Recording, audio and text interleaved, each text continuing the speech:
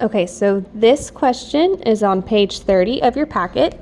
I'm going to be looking at solving the absolute value equation, absolute value of 5 minus 2x equals 3x. Then it says to label any extraneous solution. So that means I'm going to need to check whenever I'm done solving.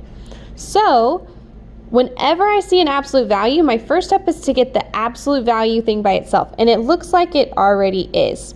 So I have 5 minus 2x equals 3x. And I need to basically solve it. When I say solve, I'm looking for x. When I have an absolute value, I always write two equations because I know that the inside, for example, the absolute value of 2 is 2, and the absolute value of negative 2 is also 2. So usually I have two options, just like a positive and a negative version, that would get me the same thing. So in the same way, I know that 5 minus 2x can equal positive 3x, or I'm going to make 5 minus 2x equal to the negative 3x, because if this is back on the inside and I take the absolute value, I should be able to get a positive 3x once I take the absolute value. So notice I don't need the absolute value bars here because I'm just solving this inside part. So let's solve both for x. Add 2x to both sides. I get 5 equals 5x. Then I divide both sides by 5. So x is equal to 1. So there's 1. I'm going to have to check it in a second. Here I'm going to do the same thing. I'm going to add 2x to both sides.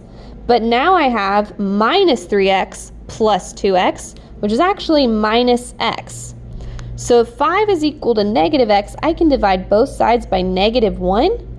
So I get negative 5 is equal to x. So those are my two solutions, but I need to label any that are extraneous.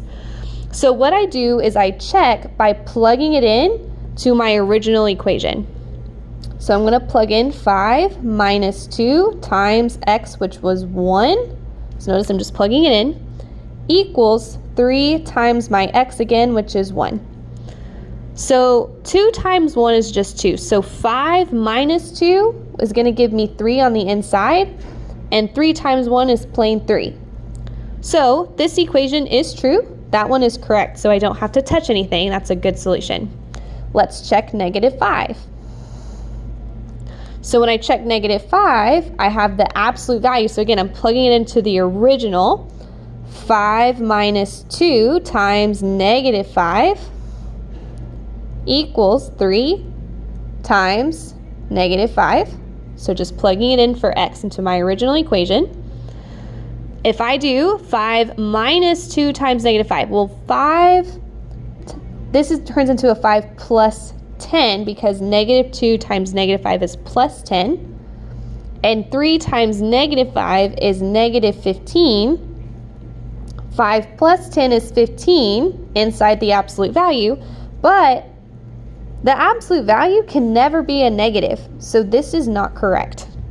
So this answer is extraneous.